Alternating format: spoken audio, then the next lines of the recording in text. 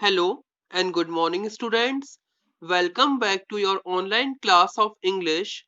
So, students, today we are going to begin a new chapter of English Reader, that is chapter 10, Where the Mind is Without Fear. So, students, Where the Mind is Without Fear is a poem written by Nobel Prize winner Rabindranath Tagore during the period when India was struggling for freedom from the British rule. So this poem is in a form of a prayer to the God, the Almighty, for a true freedom for India. So being a visionary, Tagore aimed at making Mother India free, united, rational and strong. So students, where the mind is without fear आजादी से पहले लिखी गई एक pome है जब India British government के domination में था। इस पोम में पोइट रविंद्रनाथ टैगोर वो हमारे इस देश के लोगों को अवेयर करना चाहते हैं और भगवान से ये प्रार्थना करते हैं कि लोगों के दिलों में ये रियलाइजेशन या एहसास पैदा हो जाए कि एक फ्री कंट्री में रहना कैसा होता है और एक यूनाइटेड कंट्री में रहना कैसा होता है। जब इंडिया ब्रिटिश रूल के डोमिनेशन में था, यहाँ पर अंग्रेजों का शासन था, तो हम सब आजाद नहीं थे, अपने मन की नहीं कर सकते थे। तो हमारे जो पोएट हैं वो भगवान से यही प्रे कर रहे हैं कि जब हमारा देश आजाद हो जाए तो हमारा देश कैसा होगा और देश कैसा होना चाहिए।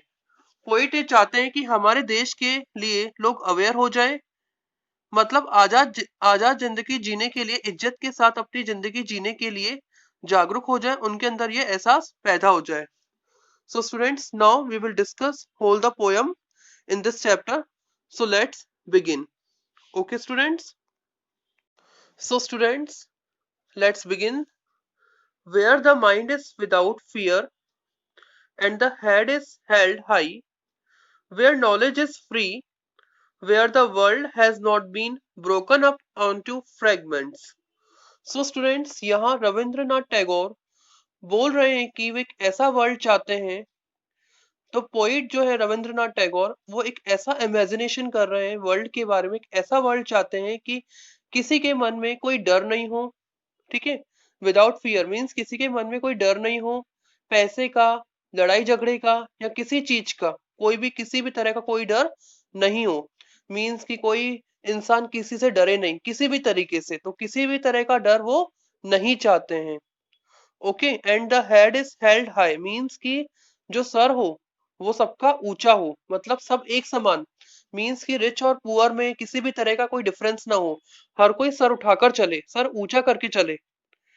ओके, जहां पर माइंड बिल्कुल फियर फ्री हो। तो वो एक ऐसे वर्ल्ड की, एक ऐसे संसार की कल्पना करते हैं जहां पर knowledge, where knowledge is free, जहां पर नॉलेज फ्री हो। मतलब कि अभी क्या हो चुका है कि नॉलेज का एक बिजनेस हो चुका है। पहले हिस्ट्री में क्या था, नॉलेज बिल्कुल फ्री हुआ करती थी। ठीक है, नॉलेज जो होती थी बिल्कुल फ्री हुआ करती थी। तो वो एक ऐसा वर्ल्ड चाहते हैं जहाँ नॉलेज सभी के लिए फ्री हो, मतलब हर किसी तक एक्सेसिबल हो, मतलब हर किसी को हर चीज की नॉलेज हो। ठीक है, where knowledge is free means knowledge के लिए पैसे नहीं लगने चाहिए, नॉलेज सबके लिए क्या होनी चाहिए, फ्री होनी चाहिए। Where the world has not been broken up onto fragments. Okay, तो और एक ऐसा वर्ल्ड हो जो टुकड़ों में बटा हुआ न हो। सो स्टूडेंट्स, यहाँ पर फ्रेगमेंट जो वर्ड है, फ्रेगमेंट्स का मतलब होता है टू ब्रेक इनटू पीसेस। ठीक है, तो जो पोएट है वो एक ऐसा वर्ल्ड चाहते हैं जो टुकड़ों में बटा हुआ न हो। ठीक है, डोमेस्टिक वॉल्स, तो डोमेस्टिक वॉल्स मीन्स होता है कास्ट के टुकड़ों में, या टुकड़े कहने का मतलब यहाँ पर है कि अब जैसे पूरा अर्थ टुकड़ों में बटी हुई है, पूरा जो अर्थ है वो टुकड़ों में बटा हुआ है, वे ऐसा वर्ल्ड चाह रहे हैं कि जहाँ पर सब एक हो। मतलब हिंदुस्तान, पाकिस्तान, जापान, बांग्लादेश, सारी कंट्रीज एक हो, यूरोप, फ्रांस, सब सारी कंट्रीज क्या हो, एक हो। वो एक चाहते हैं। ठीक है, मतलब ये टुकड़ों में बटा हुआ नहीं चाहिए, नहीं होना चाहिए। By narrow domestic walls. ठीक है, नैरो डोमेस्टिक वॉल्स का मतलब होता है कि कोई भी इंसान ऐसी छोटी मोटी बातों पर विश्वास न करता हो, मतलब जो बड़ी सोच रखने वाला हो। एक ऐसा देश चाहते हैं जहां पर हर इंसान कैसे हो, एक बड़ी सोच रखने वाला हो, जो छोटे अंधविश्वासों पर, ठीक है, रूढ़िवादी चीजों पर विश्वास न करता हो, तो वो एक ऐसा संसार चाहते हैं। So where words come out from the depth of truth, where tireless striving stretches its arm towards perfection. So जहां पर लोग सच बोलते हो, सच की गहराइयों से शब्द निकालते हो, और जहां पर कोई झूठ नहीं बोलता हो, एक ऐसे संसार की कामना रविंद्रनाथ टैगोर करते हैं। एक ऐसे देश का एक ऐसे देश का निर्माण वो करना चाहते हैं, एक ऐसे देश का देश की कल्पना वो करते हैं जहां पर लोगों के अथक प्रयास उन्हें परफेक्शन की तरफ ले जाते हो। मतलब लोग हार्ड वर्किंग हो और उनकी जो हार्ड वर्किंग है वो उनको परफेक्शन की तरफ ले जाती हो, उन्हें आदर्शता की तरफ ले जाते हो, उन्हें परफेक्शन दिलाते हो। जहां पर लोग मेहनत करके खुद को परफेक्ट बनाते हो, एक ऐसे संसार की कम एक ऐसे संसार की कामना रविन्द्रनाथ टैगोर करते हैं। एक ऐसा देश की कल्पना जो है रविन्द्रनाथ टैगोर करते हैं कि जहां पर हर कोई मेहनत से हार्ड वर्किंग करते हुए आगे बढ़े। Okay, where the clear stream of reason has not lost its way into the dreary deserts sand of dead habits. इसमें पोइट उस बिलीफ को टारगेट कर रहे हैं, उस पर्टिकुलर बिलीफ को टारगेट कर रहे हैं जो बिलीफ लोगों में है, जो बिलीफ लोगों में जैसे सुपरस्टिशंस, अंधविश्वास लोगों में है, जैसे जैसे तो इस तरह की धारणाएं होती हैं, तो इस तरह की धारणाएं न हो। लोग बात करें तो लॉजिकल बातें करें जिसमें कुछ लॉजिक्स हो, कुछ फैक्ट्स हो, और उन फैक्ट्स के साथ लोगों बातें करें, मतलब ऐसी बातें करें जिसमें कुछ लॉजिक हो, न कि अंधविश्वास से भरी हुई दुनिया हो।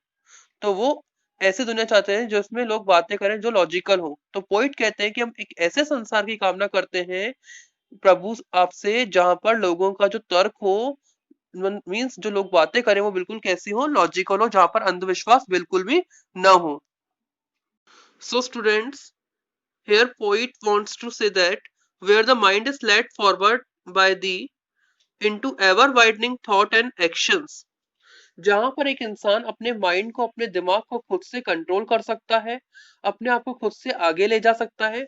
और पोइट चाहते हैं कि लोग अपने दिमाग को वाइडन करें, मतलब लोग ओपन माइंडेड हो जाएं और बड़ा सोचें, कुछ बड़ा करें। ठीक है, मतलब छोटे छोटे थॉट्स न रखें, ओपन माइंडेड हो लोग, नैरो माइंडेड न हो। And into the haven of freedom my father let my country awake.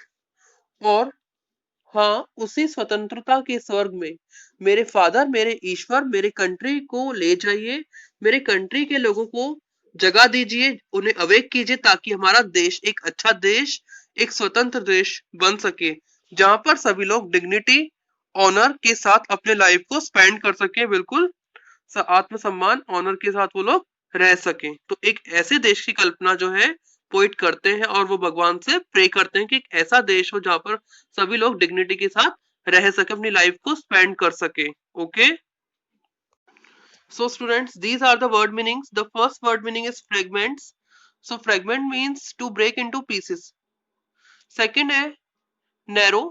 So students, narrow means होता है not wide. Dreary means होता है boring.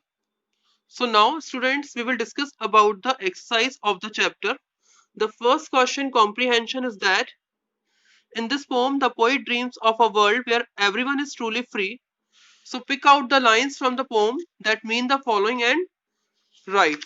So students, in this comprehension part, the first question is of from the poem is that means कि इस poem में जो poet है वो एक ऐसे वर्ल्ड की कल्पना करता है जहां पर सब कुछ फ्री हो। ठीक है, तो हमें पिक आउट करने ऐसी लाइंस पोएम में से जिनका इस मीनिंग होता है, और उसे हमें लिखना है। The first is dignity and fearlessness. So students, you don't have to worry about the notes. Actually ये सारी एक्सरसाइज और सारे क्वेश्चन आंसर्स के नोट्स आपको प्रिंटेड फॉर्म में मिलेंगे। सो एक बार मैं ये डिस्कशन कर लेता हूँ एक्सरसाइज का, लेकिन स्टिल ये सारी एक्सरसाइज आपको रिटर्न फॉर्म में, नोट्स के फॉर्म में, आपको प्रिंटेड फॉर्म में मिल जाएगी। So you don't have to worry about the notes. Okay, you just understand and concentrate on the explanation only students. So आपको एक्सप्लेनेशन पे ही कॉन्सेंट्रेट करना है। The first question, dignity and fearlessness. So इसका answer हो जाएगा आपका where the mind is without fear and the head is held high. Where the mind is without fear and the head is held high. Now the second is freedom of knowledge. Where knowledge is free. Where knowledge is free. Now the third is harmony and equality, where the world has not been broken up into fragments. I just repeat, where the world has not been broken up into fragments. Now the fourth is truthfulness, where world come out from the depth of truth. I just repeat, where world come out from the depth of truth. Now the fifth is striving for excellence, where tireless stretches its arms towards perfection. Where tireless stretches its arms towards perfections. Now the sixth is rational thinking, dairy desert sand of dead habits. I repeat, dairy desert sand of dead habits. So ये lines आपको pome में भी मिल जाएंगी, तो आप वहां से भी सर्च कर सकते हैं. स्टूडेंट्स, क्वेश्चन नंबर 2 जो है राइमिंग वर्ड्स, ये होमवर्क में आपको राइमिंग वर्ड्स खुद से करने हैं.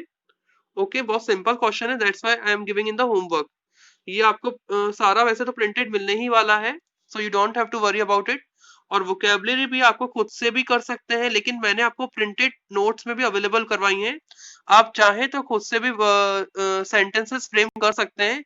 स्टिल मैंने आपको प्रिंटेड नोट्स में ये सारी चीजें आपको वहां पे प्रिंटिंग में आपको अवेलेबल हो जाएंगी. So you don't have to worry about it. Okay students, thank you very much students. So it was a poem all about the where the mind is without fear. Okay students, thank you very much.